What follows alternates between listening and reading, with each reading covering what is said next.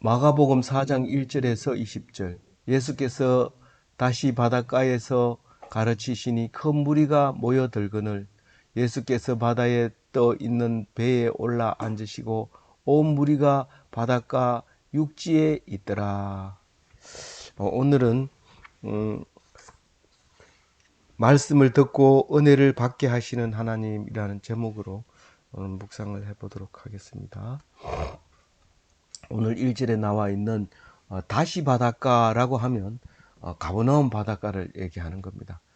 갈릴리 가버나움, 갈릴리 바다의 제일 북쪽에 바닷가가 가버나움 바닷가인데 그 바닷가에서 사람들이 모여들기 때문에 가르칩니다. 모아놓고 그 다음에 준비해놓고 가르치는 게 아니라 모여들기 때문에 그때 예수님께서 가르치는데 어디서 가르치냐 하면은 바닷가는 이렇게 경사가 져 있습니다. 바다 물 쪽으로는 낮고 다른 쪽은 이렇게 높게 이렇게 돼 있고 그렇기 때문에 사람들이 앉으면 말하는 사람은 거꾸로 앉으면 앉은 사람 뒤로 자빠지니까 보통 이제 은 이렇게 바다 쪽을 보고 앉아 있게 되죠. 그러면 예수님이 말씀을 하려면 물 속에 들어가야 됩니다. 그래야 이렇게 많은 사람을 볼 수 있지. 어쩔 수 없었어요. 그래서 지난번에도 얘기를 했습니다. 마가복음 하면서 그 얘기가 있었는데 배를 타고 말씀을 하시는 거죠. 그러니까 이 다른 성경에는 이제 베드로 배를 타고 따타 그러는데 배를 좀 띄우고 육지하고 좀 띄우고 이런 말을 합니다. 그래서 배를 타면 바다가 잔잔할 때는 배도 조용하게 서 있고 뱃머리에 서서 이렇게 있으면 많은 사람들이 바닷가에 있습니다. 그래서 소리를 지릅니다. 사실 오른쪽으로 던져라 하고 그물을 오른쪽으로 던져라 할 때도 바닷가에서 예수님이 말하고 배 타고 제자들이 부활하신 후에 말씀입니다. 그랬을 때 이제 그 오른쪽으로 던져서 고기를 건져 올리는 사건도 보면 이 육지하고 바닷가 사이가 그렇게 멀지 않고 이렇게 서로 대화할 수 있는 거리에서 그만큼 바다가 잔잔하죠. 이 말씀을 왜 드리냐면요. 동해 안에서 자란 우리들은 바닷가에 가서 대화를 못 합니다. 시끄러워서 파도가 계속 치어오기 때문에. 그래서 깊어서 바닷가에 바위가 조그만 게 있어서 그 바위로 나가도 거기서 마음껏 노래를 부를 수 없을 정도로 소리가 잘 들립니다. 옛날에 우리 어릴 때는 집에서 소리 못 지르라고 하니까 바다에 가서 그 바위에 헤엄치고 나가서 거기서 큰 소리로 노래하는 경우도 있었는데 그렇게 소리가 밖으로 잘 안 들리는데 이 갈릴리 바다는 충분히 그렇게 할 수 있는 조용한 바다였던 것이죠. 그래서 이제 바닷가에 앉아 있는 청중들이 듣게 될 때 비유를 들어서 말합니다. 이제 지난번도 설교를 했지만 지금 앞으로도 계속 설교할 때 갈릴리 설교는 이렇게 하게 되는 거죠. 그리고 여러 가지 이야기를 많이 해주는 것 중에 마가는 하나도 안 빠뜨리고 잘 모아서 뭐 하나도 안 빠뜨렸다는 건 아닙니다. 이 마가복음에 빠져 있는 설교도 있긴 있어요. 다른데 있는데 대부분 마가의 설교가 다른 복음에 영향을 미치고 그들의 기록이 되어지는 경우들을 많이 볼 수 있고 보통은 덧붙여서 쓰게 되죠. 덧붙여 쓸 일이 없는 건 더 쓸 필요도 없고요. 왜냐하면 마가복음 보면 되니까요. 그런데 이제 덧붙여 쓰고 더 자세하게 써져 있습니다. 그런데 씨 뿌리는 비유는 공간 복음에 다 들어 있습니다. 똑같이 들어 있는데 그 교훈하는 것은 좀 다르게 이렇게 교훈을 합니다. 들으라 씨 뿌리는 자가 뿌리러 나가서 이렇게 얘기를 합니다. 이게 나중에 이제 씨 뿌리는 얘기를 왜 합니까? 물으면 이게 천국 하나님 나라를 설명하기 위해서 이렇게 이제 씨 뿌리는 비유를 말하고 있는 거죠. 농부가 씨를 뿌리는 거 자세히 관찰해봐라. 어떤 일이 있는가? 그 얘기를 지금 말하고 있는 거죠. 4절에 길가에 뿌리는 게 있어요. 지금은 우리가 씨 뿌리는 사람이 이렇게 뿌리는 게 어디 있어요?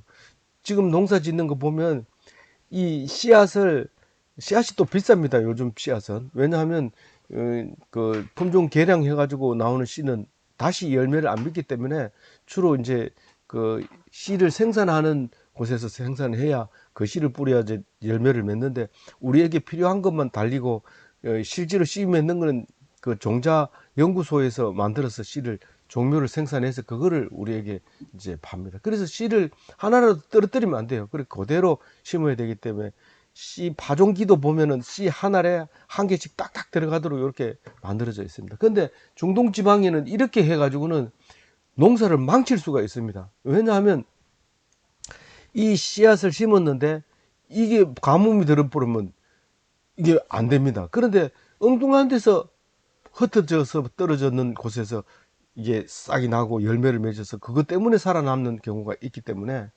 아예 농사 짓는 사람 자체가 이렇게 씨앗을 하나씩 심는 게 아니라 흩어 뿌립니다. 그냥 뭐 날 것은 나라, 뭐 죽을 거는 죽어라 이러고 막 이렇게 미친 것처럼 이렇게 뿌려 놨고 이렇게 기다려 보면 거기서 어디서 열매가 나는지 주로 나게 되는 그런 그 농사법을 짓는 것을 생각할 수 있는데요. 그렇게 길가에 떨어지는 거는 새가 와가지고 눈에 잘 보이기 때문에 바로 주워 먹습니다. 지나가는 사람이 없을 때는 길가에 앉아서 주워 먹는 게 뭐 뱀에게 물릴 일도 없고 눈에 잘 보이고 도망도 잘 가고 이러기 때문에 길가에 떨어져 있는 씨앗은 새들이 참 잘 발견하고 주워 먹습니다. 근데 풀숲에 떨어져 있을 때는 그 밑에 떨어져 있는 걸 찾지를 못해서 못 먹고, 그 가시밭에 떨어져 있어도 못 보죠. 그래서 길가에 떨어져 있는 거는 거의 대부분 그 이제 새들이 와 주워 먹기 때문에 싹을 낼 새가 없습니다. 5절에 보면 이제 흙이 얕게 이렇게 덮여 있는 밑에 바닥에는 돌인 그런 경우가 많습니다. 물론 이 돌이라고 하는 게 얇은 돌 자갈이 여러 개 있고 그 위에 흙이 덮여 있는 경우는 그나마 조금 낫지만, 보통 바위로 되어 있는데 흙이 살짝 덮여 있는 그런 땅이 있을 수 있습니다. 그런 땅은 이 키가 작은 풀은 잘 자랍니다. 이 물 습기가 차면 잘 자라고, 그래서 그 잘 자라는데, 이게 가뭄이 조금만 들거나 해가 조금만 비치면 그만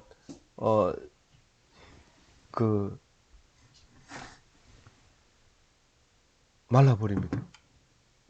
그래서 그 옐로스톤이라고 하는 미국 거기에 가면 그 땅이 집안이 전부 돌로 되어 있습니다. 근데 나무가 거의 이만한 나무가 잘 자랍니다. 그런데 그 밑에 바위로 되어 있는 게 아니라 그 떼기에 흙이 덮여 있기 때문에 한번 이 가뭄이 들었거나 바람이 불거나 하면 이 나무들이 다 넘어져 가지고 죽게 됩니다. 그 원인을 몰랐죠, 맨 처음에는. 근데 조금만 파보면 돌 바위가 있어서 뚫고 들어가지를 못하고 아주 얇게 이렇게 바위에 붙어서 살다가 있는 게 있습니다. 그게 이제 그 돌밭에 떨어져 있는 흙이 깊지 않는 그런 것을 지금 5절에 그렇게 얘기하고 있습니다. 그거를 깊이 이렇게 묵상을 하면 그게 정확하게 그림이 그려져서 이해를 가는데, 잘못하면 이 단어가 부족하기 때문에 설명을 듣기가 어렵습니다. 그래서 이제 그 6절에 보면은요, 그 해가 나면은 이제 말라버리는 이야기를 하면서 7절에 세 번째 가시떨기 나무에 떨어진 씨를 설명하고 있습니다. 가시떨기 떨어지면 새들도 그, 못 받고요. 새들도 못 주워 먹고, 그 다음에 뭐요? 그, 싹이 나도, 해가 나도 그늘이 지니까 말라 죽지 않습니다. 그런데, 뭡니까?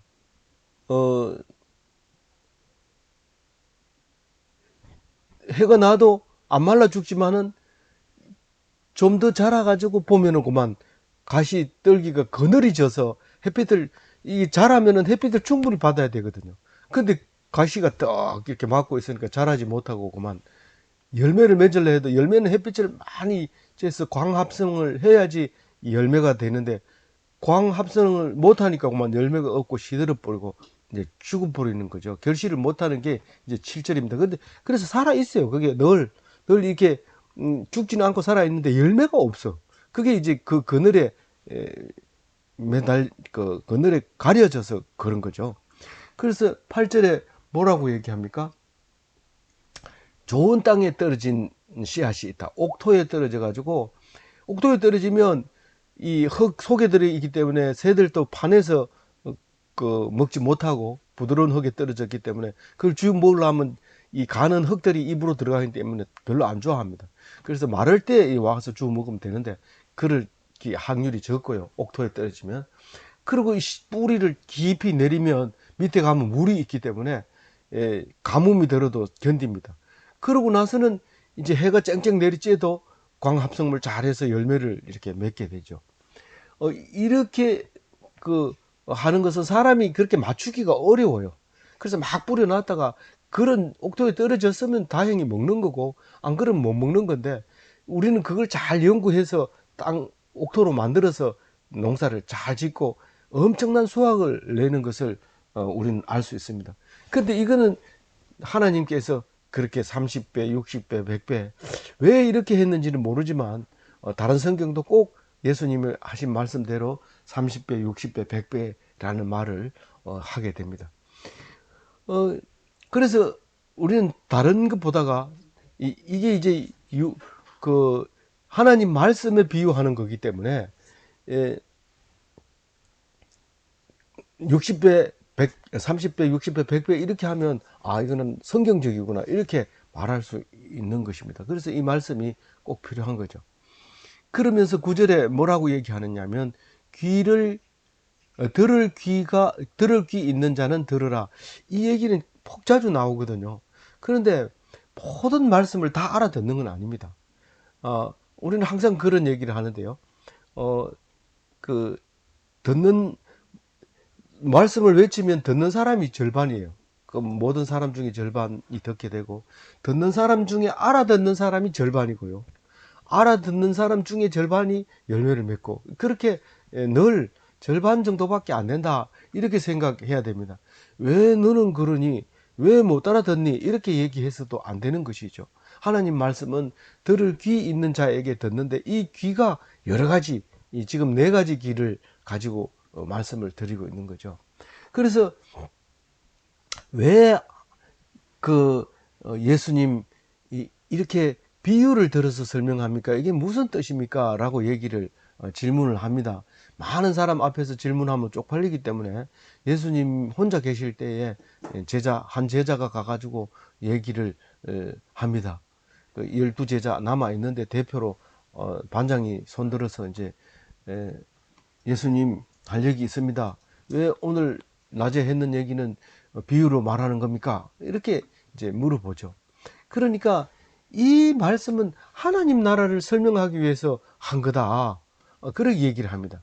그러니까 하나님 나라는 아무나 듣는 건 아니고 많은 사람이 오지만 먹을 것을 위해서, 병 낫기를 위해서, 기적을 보려고, 집에 할 일이 없으니까, 또 친구가 가니까 이렇게 온 사람들이 절반이라는 거죠. 그리고 그 말을 알아듣는 사람은 절반인데, 알아듣고도 또 이제 못하는 경우도 있지만 절반은 하여튼 못 알아듣고 있는데, 그것은 하나님이 하시는 건데 왜 그러냐 하면, 하나님이 선택하지 않은 사람은 못 듣게 하려고 그렇게 한다는 거예요. 하나님은 왜 모든 사람이 알아듣기 좋게 하지, 왜 못 알아듣지 못하게 일부러 비유로 말하실까? 근데 알아듣는 사람은 비유로 말하면 훨씬 더 기쁨이 오고 그래요. 훨씬 더 기뻐요. 그 비유로 말하면 그거였구나 이러면서 막 이렇게 가슴 치는 거죠. 그래서 비유로 말하는 거예요. 근데 못 알아듣는 사람은 말도 안 되는 소리 한다, 뭐 미쳤다 이러고, 또 말도 안 되는 소리 한다 이러고, 이렇게 하려고 비유로 한다는 거죠. 그래서 사실 비유로 말하지 않고는 어떤 경우에는 전혀 못 알아먹어요. 뭐를요? 천국을 설명할 때 못 알아보고요. 그래서 오늘 천국은 어떤 거냐고 이제 말을 합니다. 그게 이제 13절의 얘기인데, 말씀의 씨를 마음에 뿌리는 자가 하나님인데, 씨를 이렇게 뿌리는 게 농부가 뿌리죠. 근데 농부가 하나님이에요. 근데 씨가 뭐냐면 말씀이에요. 이 말씀을 탁 뿌려서 이제 그 씨가 말씀이 소용없는 사람이 있고 마음에 받아들이고서 싹을 틔우는 사람이 있단 말이죠. 여기서 말하는 하나님은 예수님을 말하고 있는 거죠. 내가 말하는 것을 못 알아듣는 사람이 있다, 이런 말을 지금 말하고 있는 거죠. 그래서 이제 13절 말씀은 좀 말이 어려워요. 이해가 가기 어려워요. 한번 읽어볼게요. 얼마나 어려운지. 또 이르시되 너희가 이 비유를 알지 못할진대 어떻게 모든 비유를 알겠느냐. 이제 앞으로 내가 모든 말을 비유로 말할 텐데 이렇게 쉬운 말을 못 알아듣는데 어떻게 알겠느냐. 그런데 우리말 성경에는 이렇게 해놨어요. 조금 알아듣기 좋게 말하긴 했는데, 그러고서 예수님은 다시 말씀하셨다. 너희는 이 비유도 이해하지 못하느냐? 그래 가지고서 어떻게 다른 모든 비유를 이해하겠느냐? 더 자세히 풀어서 얘기했지만 사실 13절 말씀을 읽어도 그 말을 이제 알 수 있어야 돼요. 그런데 빨리 읽으면 못 알아들어요. 처음 읽으면. 그래서 이렇게 쉬운 것도 못 알아듣는데 앞으로 말하는 모든 비유를 어떻게 알겠느냐? 이렇게 말합니다. 그래서 씨 뿌리는 자는 말씀을 뿌리는 것이다. 그러니까 설교하는 것이다. 설교하는 그 소리를 못 듣는 사람이 있다. 설교 시간에 막 몸을 비틀고 막 그래가지고 그 설교를 끝까지 듣는 것은 공문이라고 얘기하면서 끝까지 듣는다는 것은 기적이라고 얘기를 합니다. 15절에 이제 뭐라고 얘기합니까? 길가에 뿌려졌다는 것은, 씨앗이 길가에 뿌려졌다는 것은, 여기서부터는 제가 오른쪽 보고 제가 합니다. 15절, 길가에 떨어졌다는 것은 새들이 와서 먹어버렸다는 뜻인데, 새들은 사탄이 되는 거죠. 사탄이 와가지고, 야, 그거 들을 필요 없어. 그거 쓸데없는 얘기를 왜든, 지금 당면한 문제도 지금 해결 못 하면서, 뭐 허황되게, 뭐 천국이 뭐 어떻게 이런 소리를 듣냐. 그러니까 당연히 안 들리죠. 사탄이 말하는 게 귀에 귀 쏙쏙 들어오는 거죠. 그게 길가에 떨어진 거고요. 16절에는 흙이 얇은 돌밭에 떨어졌다는 것은 이 싹이 나지만은 해가 나면 바로 타서 없어지는 건데, 진짜 좋은 말씀 하시네요. 고개 끄덕끄덕끄덕 합니다. 그런데 17절에 가보면 환란이나 박해가 일어나면 넘어집니다. 예수 믿으면 죽어, 이런 거. 뭐 예수 믿으면 뭐 나오는 게 없지만 이 사람 말 들으면 그래도 안전하게 오늘 저녁은 살 수 있지 않느냐. 근데 말씀은 영원히 사는 걸 말하는 거지 오늘 저녁 사는 거 가지고 말하는 게 아닙니다. 그래서 우리가 뭐 잘 되고 있다, 잘 되고 있는 게 중요한 게 아니라 영원히 되고 그렇게 기쁨을 누릴 수 있느냐, 그걸 말해야 되는 것이죠. 그래서 그만 세상을 따라가 버립니다. 믿음을 저버리게 되는 겁니다. 세 번째 이야기가 가장 우리 눈에 많이 들려질 이야기입니다. 세 번째, 가시 떨기에 떨어진 나무는 이게 자라다가 가시가 기운을 막아가지고 죽지는 않는데 결실이 없는 겁니다. 이런 경우가 이제 우리 눈에 제일 많이 띄는 거죠. 말씀을 듣기는 들어요. 이해도 잘해요. 질문도 잘하고, 그리고 알았다, 뭐 이러고 좋아하는데 결실을 못하는 그 이유가 뭡니까? 19절에 세상 염려와 재물의 유혹과 기타 욕심이 있었어요. 우리 아가 시험 치러 갔는데 잘 쳤으면 좋겠다. 은혜를 받았으면 그거하고 연결을 시켜야 되는데 적용을 못하는 거예요. 적용을 못하고 계속 그 재물에 대해서 얘기하고 있는데 그 재물 따로 얘기하고 하나님 말씀 따로 얘기하고 그래 돼버린 거예요. 그러니까 그만 결실이 없어서 은혜가 없고 감사가 없고 구원받지 못하게 되는 거예요. 구원받지 못하는 게 결실을 못 맺은 거예요. 그게 하늘 나라를 못 차지하는 게 그게 결실을 못한 거예요. 하나님 나라는 결실을 30배, 60배, 100배 해야 되는데 그게 마지막 절 20절 얘기가 그 얘기거든요. 말씀을 더 자라서 무성해서 30배, 60배, 100배의 결실을 얻어야 되는 거예요. 말씀을 듣고 이해를 잘 해야 되고 말씀을 잘 받아서 기쁨이 있어야 되고 은혜가 있어야 되고 감사가 있어야 되고 구원을 얻어야 돼요. 그게 천국을 누리는 하나님 백성이에요. 그게 씨 뿌리는 거하고 똑같아요. 뒤에 다른 천국은 이런 거다, 이런 거다 하고 많이 설명을 합니다. 근데 그 중에서 제일 먼저 이 비유의 말씀입니다. 하나님은 어떤 거를 하고요? 말씀을 듣고 30배, 60배, 100배의 결실을 얻는 것이 하늘 나라의 백성입니다. 말씀을 듣고 어떻게 해야 돼요? 기뻐야 돼요. 말씀을 듣고 오늘 저녁에 가서 해야 될 네, 귀신도 쫓아내야 되고 말씀으로 다 문제 해결해야 돼요. 그게 하나님 백성입니다. 이런 사람이 다 되어서 천국 백성의 기쁨을 누리시기 바랍니다.